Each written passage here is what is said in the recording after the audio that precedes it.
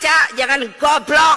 Assalamualaikum warahmatullahi wabarakatuh. Nah, akhirnya ya Megawati buka suara. Ya, lama kita tidak dengar Megawati berbicara dan pada akhirnya mengklarifikasi posisi dirinya ya, posisi Partai PDIP di parlemen selama ini seperti apa. Nah, Megawati akhirnya mengatakan bahwa posisi PDIP Perjuangan adalah sebagai oposisi. Jadi memilih berada di luar kabinet sebagai kekuatan penyeimbang. Nah, tidak hanya itu saja, Megawati juga ikut mengomentari masalah polemik ijazah Jokowi. Jadi selama ini ya, ada narasi bahwa PDIP Perjuangan juga ikut bertanggung jawab dalam polemik ijazah palsu. Kok bisa PDIP kecolongan terhadap polemik ijazah palsu Jokowi? Nah, akhirnya Megawati juga mengklarifikasi hal tersebut ya. Megawati juga ikut menyentil yaitu buzzer ya, dan juga menegaskan komitmen fungsi kontrol konstruktif. Masalah gonjang-ganjing ijazahnya Pak Jokowi ini selalu dikait-kaitkan dengan PDI Perjuangan. Ya, memang dulu Pak Jokowi itu kader PDI Perjuangan. Dan ingat bahwa orang syarat masuk jadi kader partai itu, kami PDI Perjuangan tidak pernah memberikan syarat dengan membawa ijazah, cukup dengan KTP. Partai nanti akan mengeluarkan kartu tanda anggota partai. Seandainya masalah pencalonan Pak Jokowi dari wali kota Solo sampai presiden, itu bukan kesalahan PDI Perjuangan sebagai partai pengusung. Yang salah itu KPU. Kena apa? Apabila ijazah Pak Jokowi itu palsu, KPU sejak awal tak dimasalahkan. KPU harusnya memverifikasi dulu, benar tidak, bahwa ijazah itu benar. PDI Perjuangan kan cuma mengusung, berjuang memenangkan Pak Jokowi, tidak berurusan dengan administrasi pendaftaran. Itu urusan KPU. Aneh kalau ada yang menghubungkan dengan gonjang-ganjing ijazah Pak Jokowi itu karena PDI. Lagian kalau memang ijazah itu benar, kan cukup ditunjukkan aja seperti Bapak Asrul Sani yang juga kemarin dilaporkan bahwa ijazahnya palsu. Kan enak, tidak harus geger orang se-Indonesia. Baca, jangan goblok. Saya nggak hafal. Yang namanya negara kita ini kan namanya adalah dengan sistem presidensial. Betul apa tidak? Betul apa tidak? Betul toh? Lah kok saya selalu diomongi oposisi? Emangnya ada di dalam sistem presidensial? No, oposisi, tidak ada koalisi. Silahkan baca kalau tidak percaya. Baca, jangan goblok. Lagi itu aja, Ibu Megawati terang aja dia ngomong begitu karena oposisi. Aduh. Mau dilawan nggak ngerti, dilawannya bego. Lebih ya. Itu kan yang namanya sistem parlementer, betul apa tidak? Makanya saya bilang, saya baca tapi saya suka lupa pasalnya. Jadi nggak ada, makanya kenapa saya mengatakan Pak Prabowo, Mas Presiden, saya minta untuk saya datang benar, ngomong baik-baik. Saya tidak akan ditawari untuk masuk. Saya tidak masuk ke kabinet, Pak. Terima kasih banget. Saya akan ada di luar sebagai apa? Penyeimbang. Dengerin tuh semua. Saya bukannya oposisi, tahu? Enak aja. Ngerti apa enggak lagi oposisi ku apa? Nah, kemarin ya Jokowi menanggapi tentang pra-peradilan Roy Suryo dan Dr. Tifa. Sepertinya memang Jokowi sudah mulai menantang Dr. Tifa dan Roy Suryo ya. Jadi lagi-lagi ada narasi dari Jokowi suruh buktikan kalau ijazahnya palsu ya. Jadi bukan sebaliknya. Jadi bukan Jokowi yang harus membuktikan, malah disuruh Dr. Tifa dan Roy Suryo untuk membuktikan bahwa ijazahnya asli apa palsu. Dan ini mengundang berbagai komentar netizen di sosial media.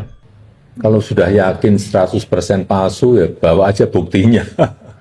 Masuk ke pokok perkara di persidangan. Mestinya.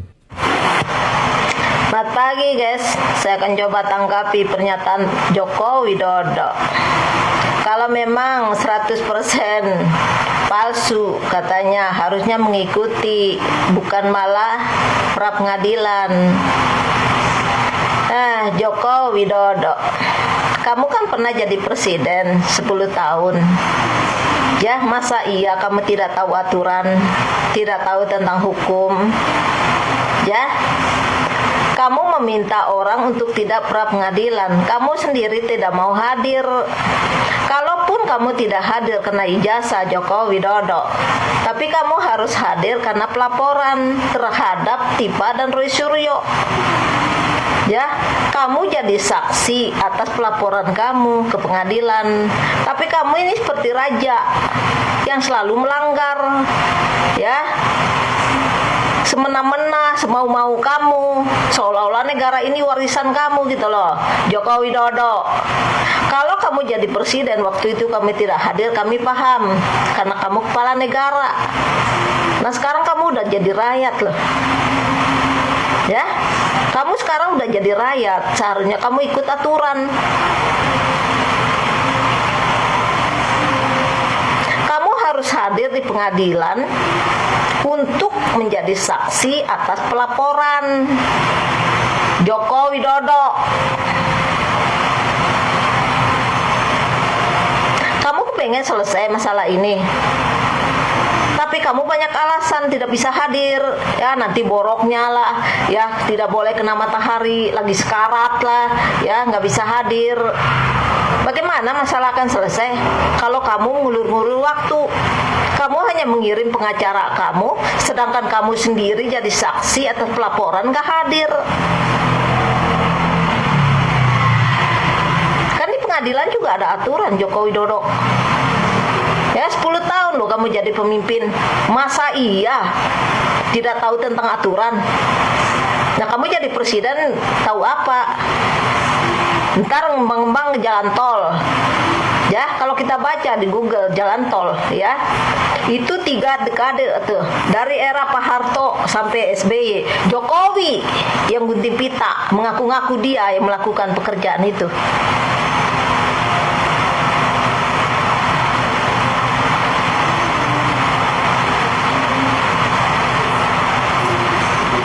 Saya, ya, saya ini bukan kelompok kamu yang tidak punya otak, ya, mengaku-ngaku jalan tol dia yang bikin, cuman gunting pita doang. Kan Yusuf yang kan masih hidup, dia jadi saksi atas jalan tol itu karena dia kerjasama sama Pak Harto dari zaman Pak Harto. Berjalannya perusahaan jalan tol menjadi bos jalan tol si Yusuf Kala ini dari era Pak Harto sampai SBY. Yang gunting pita Jokowi, tapi teriak-teriak jalan tolnya Jokowi.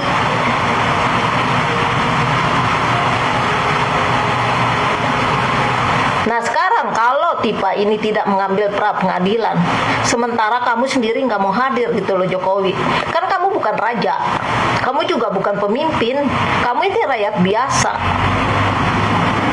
Etut baik kamu itu harus diperlihatkan.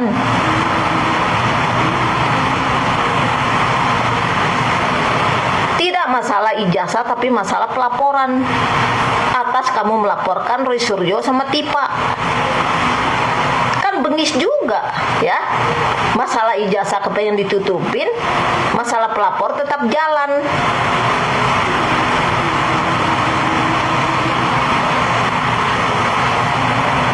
Katanya kenapa nggak ambil pra pengadilan? Kan kamu sendiri yang bilang waktu itu, ya, saya tidak punya kewenangan untuk memperlihatkan kepada mereka atau kepada publik. Nanti saat dibutuhkan oleh pengadilan saya akan serahkan. Nah sampai sekarang, apa kamu tidak pernah dipanggil oleh pengadilan? Apa kamu dijadikan raja sama mereka, sama pengadilan?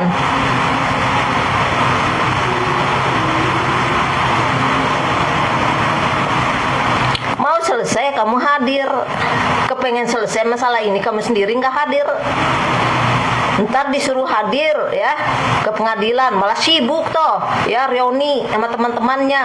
Giliran ada kejadian acara besar-besaran di UGM gak hadir, malah nama Ma'ruf Amin ada, Mahfud MD ada, Ganjar ada, Pak Anies ada. Ya, nah Jokowinya kemana? Nggak mungkin dong kamu nggak disebut. Kamu kan presiden, mantan presiden. Apa iya Opa Amelia tidak mengingat tentang Joko Widodo? Apa iya nggak ditulis di situ? Tapi setiap hari besar UGM kita tidak melihat Jokowi ini dipanggil. Tapi kok sibuk Rioni? Kami juga nggak kenal teman kamu, ya. Mau itu super bis kah, supir angkut kah, petani kah? Siapa yang tahu? Kami akan percaya kalau kamu kuliah ini, kalau kamu tetap ada di lingkup orang yang berpendidikan, yaitu di acara UGM. Kemarin kasih hormat UGM aja nggak bisa, kan nggak mungkin dong, ya. Apa Spikun itu nggak ingat bagaimana hormatnya UGM? Kamu yang tidak patuh pada aturan, ya. Atas penyaksian kamu harusnya kamu hadir, kamu jadi saksi atas pelaporan terhadap Tipa dan Roy Suryo. Tapi kamu seperti raja, ya, banyak alasan. Kamu udah jadi rakyat biasa loh. Dan kamu bukan siapa-siapa. Kan yang jadi wakil presiden anak kamu. Kamu udah jadi mantan. Jadi kamu harus patuh pada hukum. Waktu itu kamu tidak hadir karena kamu kepala negara. Mungkin kamu malu. Kita maklum. Nah sekarang udah jadi rakyat biasa. Banyak banget alasan. Kan poroknya udah sembuh kan. Nah terus apa alasannya lagi? Jual mulut banget sih di media. Nah, katanya mau diselesaikan. Kalau memang 100% palsu, kenapa ambil pra pengadilan? Kamunya hadir. Tipa hadir, kamu hadir. Ya. Biar ada penyaksian tentang pelaporan kamu. Apa yang kamu laporkan? Atas dasar apa?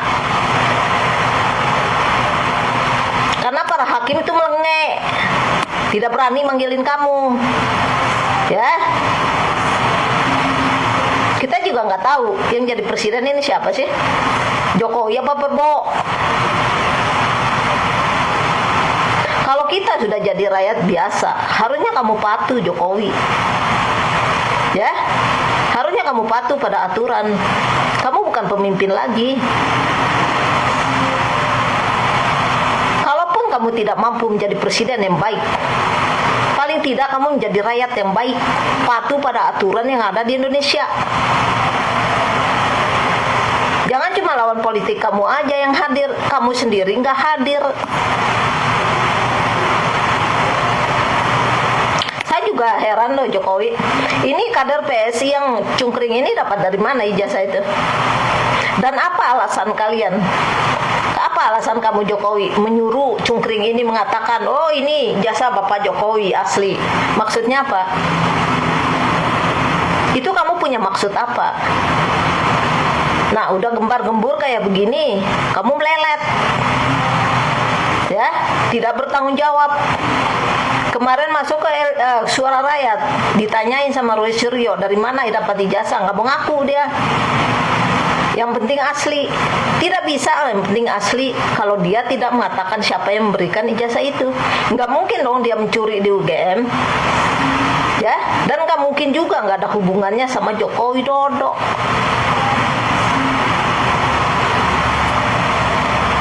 Mau sampai kapan sih kalian menipu seperti ini? Hah? Apa sampai sekarat? Malu lah Joko Widodo. Kamu kan mantan presiden. Ya, nggak bisa jadi presiden yang baik, paling tidak jadi rakyat yang baik lah. Patuh pada hukum, pada aturan yang ada. Ya, kalau lagi sidang ya kamu datang, biar nggak ada pra pengadilan. Adanya pra pengadilan karena kamu sendiri nggak mau hadir. Tipa ini menginginkan kamu hadir di sana. Ngerti nggak sih? 10 tahun jadi presiden, masa iya aturan hukum nggak tahu, nggak paham? Ya, kan nggak mungkin dong. Ntar mengaku-ngaku jalan tol dia yang bikin, cuman gunting pita doang ternyata. Makin hari makin diuntungkan Roy Suryo yang kita dukung ini. Kenapa kita mendukung Roy Suryo? Karena Roy Suryo kita anggap benar. Yakin kita seyakin-yakinnya benar. Kenapa kita yakin seyakin-yakinnya Roy Suryo itu menang? Yang dilawannya adalah mantan presiden. Kalau mau melawan mantan presiden, itu harus kita harus yakin kita benar. Bahaya kan? Contohnya sudah banyak itu yang masuk penjara. Bahkan ada yang jadi termul akhirnya kan. Tapi Roy Suryo tetap kekeh karena dia yakin. Karena dia yakin itu dengan ilmu dia. Kita juga yakin dengan Roy Suryo ini. Apa yang kita yakini dengan Roy Suryo ini? Kata Roy Suryo, 99,9% ijazah Jokowi palsu. Tidak, yang kita yakini bahwa Roy Suryo ini adalah benar. maksudnya benar dengan keyakinan Roy Suryo itu. Kita agak kagum dengan cara dia itu. Yang lainnya sudah pada tumbang, kawan-kawan, sudah pada tumbang. Tinggal lagi Dr. Tifa bersama dia, itu pun sudah mengelak-ngelak sedikit kan. Tapi di sini ada, menurut judul saya ini, Roy Suryo tambah untung dengan bertambah amburadulnya. Cara penanganan kasus ijazah palsunya Jokowi ini, khusus mengenai sekarang ini persidangan Dr. Tifa ini betul-betul amburadul, kawan-kawan. Kenapa betul-betul amburadul? Rame-rame sekarang para penegak hukumnya sepertinya melanggar hukum. Kenapa saya katakan begitu? Nah, ini dari sidang Dr. Tifa hari ini.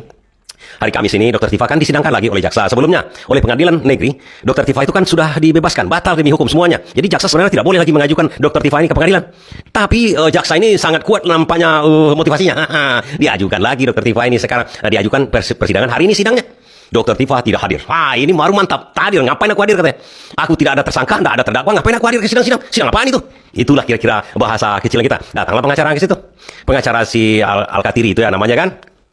Di sidang itu karena Dr. Tifa tidak hadir, jaksa meminta wajib lapor lagi.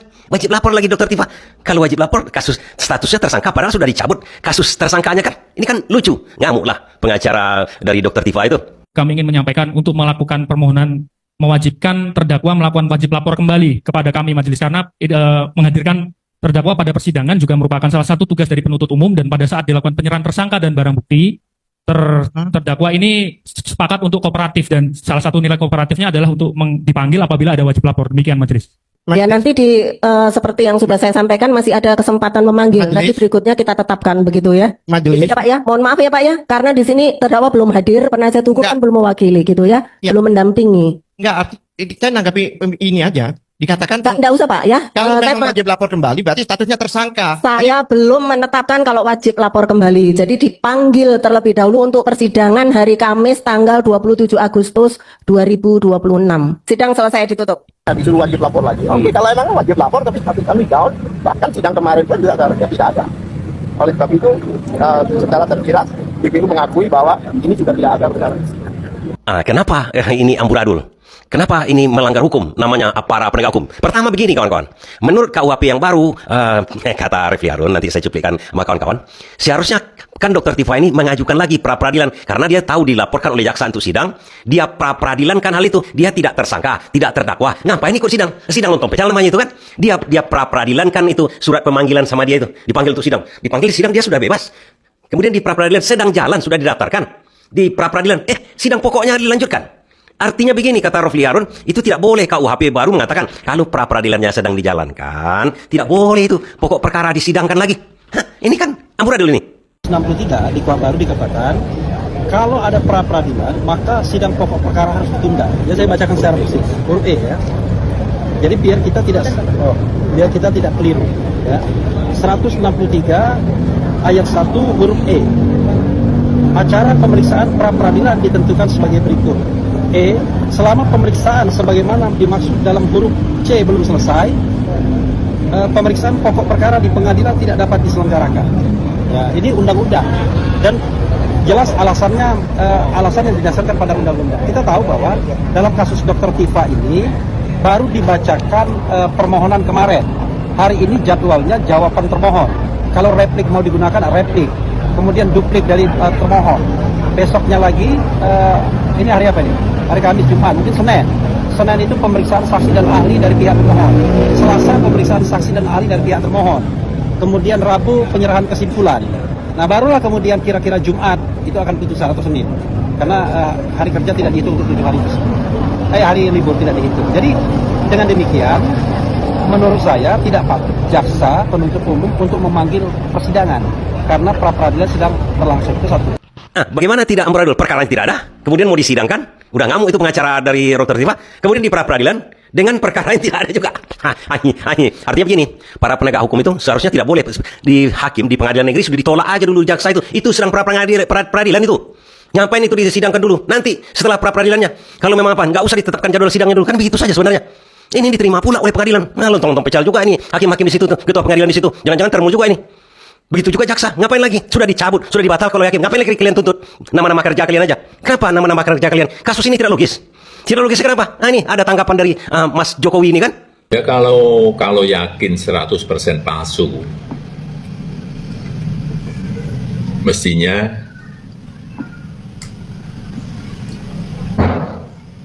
masuk ke pokok perkara di persidangan itu diikuti, tidak malah pra peradilan. Biar perkara ini segera selesai, masalah ini bisa segera selesai. Kalau untuk sidang rencana besok dari Pak Jokowi seperti apa, Pak? Kalau siap hadir, kalau hadir, kan sudah saya sampaikan, saya akan hadir membawa ijazah SD, SMP, SMA, dan nanti yang S1 yang sekarang di Kejaksaan, semuanya akan kita tunjukkan. ya. Ini sudah masuk pokok perkara kok, di persidangan ya kita ikuti proses hukum yang ada. Bisa dibilang pra peradilan kemarin mengulur waktu untuk persidangan ya, Pak? Ya untuk apa? Kalau sudah yakin 100% palsu ya bawa aja buktinya. Masuk ke pokok perkara di persidangan. Pertanyaan kawan-kawan, kan nadanya biasa, masuklah ke pokok perkara biar cepat selesai. Begini kawan-kawan, kata Pak Jokowi dia akan memperlihatkan ijazahnya. Pertanyaan kita, kalau diperlihatkan ijazahnya, apa akan terbukti itu palsu atau asli? Tidak kan? Diperlihatkan begini aja. Bagaimana menentukan itu asli atau palsunya? Sementara sidang itu adalah sidang pencemaran nama baik. Kan tidak logika, dari awal sudah tidak logika kasus itu. Roy Suryo dan Dr. Tifa sudah ditersangkakan, sementara ijazahnya belum dipastikan apakah asli atau palsu. Ini logika yang dibalik-balikkan, semuanya terbalik-balik sekarang kan? Kalau sudah terbalik-balik seperti itu, cara berpikir, jangan-jangan entah saya yang gila ini terbalik-balik. Seharusnya kan begini kawan-kawan, dibuktikan dulu oleh Jokowi. Dia mau memperkarakan orang nih, memperkarakan orang pencemaran nama baik. Oke, kau menuduh aku ijazah palsu. Nah, ini kau buktikan dulu. Ini ijazahku. Silakan teliti, silakan apa. Kemudian dibuktikan dulu semua. Itu dulu dibuktikan. Baru setelah terbukti ini asli atau palsu, baru kalau itu memang asli, perkarakan Dr. Tifa dengan Roy Suryo. Tapi kalau ini terbukti palsu, lontong pecal aja jadinya kan. Republik ini dipimpin oleh sekian tahun oleh dari Solo sampai Jakarta, sampai jadi republik, sampai jadi mantan presiden, kemudian anaknya jadi presiden, berijazah palsu rupanya. Bukan masalah ijazah palsunya kawan-kawan. Bukan masalah itu, karena dia nipu. Dia mengatakan dirinya berijazah asli tapi palsu. Dan dibantu lagi oleh orang-orang termul-termul ini. Rusak negara itu, rusak ya kan. Lantas kenapa Roy Suryo untung? Begini kawan-kawan, begini. Kalau perkara seperti itu sudah jelas amburadul, rusak seperti itu, artinya untuk Roy Suryo kan? Roy Suryo berarti ini semuanya diakal-akali. Untuk apa? Untuk mencegah Roy Suryo membuktikan dalil dia. Dalil dia apa? 99,99% palsu. Jangan-jangan terakhir nanti terbukti dalil Roy Suryo nih 100% atau 11.000 triliun palsu. 11 triliun tidak ada lagi kan? Hanya 99,9% palsu. Bisa jadi terjadi. Dan apa akibatnya kepada Republik ini? Republik ini akan meriah kawan-kawan. Akan terbuka. Republik ini jadi jujur. Dan Roy Suryo akan diuntungkan karena nama dia akan berkibar sebagai pahlawan untuk menyelamatkan negeri ini dari para begundal-begundal. Berarti yang diangkat oleh Jokowi, yang mengangkat bersama-sama Jokowi, yang menjilat kepada Jokowi itu amburadul semua, hancur balau itu semua. Oh mantap, teruskan perjuangan Roy Suryo. Kita dukung terus. Terima kasih. Pra peradilan ini bukan untuk kepentingan Dr. Tifa. Karena Dr. Tifa tidak minta dibebaskan, tidak minta dibatalkan status tersangkanya. Tapi yang kami pra peradilan ini yang kami arahkan yaitu hanya untuk penegakan hukum ini supaya benar-benar ditegakkan dengan due process of law. Ini masalahnya. Oleh sebab itu, karena ini KUHP yang pertama, ini adalah suatu exercise agar kita nanti untuk jurisprudensi ke belakang seperti itu. Kalau setiap kali putusan batal demi hukum terus diajukan, perbaikan mau jadi apa hukum ini? Karena batal demi hukum itu artinya sudah dianggap tidak ada. Tidak ada itu kalau bangunan sudah jadi tanah. Nah kalau tidak ada, apanya yang mau diperbaiki? Kalau compang-camping diperbaiki, ini tidak ada. Batal demi hukum. Dan itu keseluruhan dakwah itu. Ya. Kemudian, apa yang perlu dilakukan ini? Satu hal lagi adalah putusan pengadilan itu yang harus dipegang untuk langkah-langkah selanjutnya. Nah putusan pengadilan itu hakim tidak menggunakan kewenangannya. Karena 75 ayat 4 itu, hakim memberikan kesempatan. Kesempatan itu diberikan, bukan demi hukum. Tidak ada pada amar putusan. Iya, dalam putusan itu tidak tertulis ayat 4, bahkan diloncatin. Diloncatin langsung ke pasal 206. Apa maksud hakim itu? Silahkan melawan, tapi dengan perlawanan banding. Bukan memperbaiki. Seperti pohon itu udah kecabut, seakar-akarnya, apanya yang diperbaiki? Kalau diperbaiki itu yang memang rusak. Ini tidak ada. Coba lihat di dalam kamus, batal demi hukum itu artinya apa? Dianggap tidak ada. Jadi ini sedikit Apanya ya. yang diperbaiki? Ya. Silakan. Jadi tadi pohon tuntutan hukum udah dicabut seakar-akarnya. Nah, pasal 206 itu mengizinkan kalau pohon itu mau dibawa lagi, dibawa ke atas. Kalau mau lawan. Ya, kalau mau JPU menganggap bahwa pohon ini masih layak untuk disidangkan, maka pohon ini dibawa ke atas, ke banding, ya. Kami siap. Nah, untuk itu kami siap. Ya, untuk itu kami siap. Kalau memang JPU mau banding, ya udah, mari kita jalankan itu. Bukan dengan cara seperti ini. Pelanggaran ini. Ya, karena ini jelas pelanggaran. Amar putusan tidak menyebutkan pasal 75 ayat 4, tapi digunakan oleh JPU. Kemana mengujinya ya? Ya, Di sini dan mengujinya. ternyata setelah kami pelajari juga ternyata itu terjadi hanya sekedar cosmetic edit. Hanya memperbaiki teks-teks ya, tidak memperbaiki substansi, apalagi membuat baru. Jadi sekali lagi teman-teman seluruh media saya juga perlu sampaikan, karena begitu banyak pertanyaan di masyarakat Indonesia, apakah Dr. Tifa dengan ini takut atau mau lari dan sebagainya. Tidak. Di dalam amar putusan jelas ya, ayat 75 pasal 75 ayat 2 dan 3 atau pasal 206. Silakan kalau memang JPU mau Tidak lanjut ada ayat lagi 4. ke banding, kami siap insya Allah. Ya, terima kasih. Ada pertanyaan?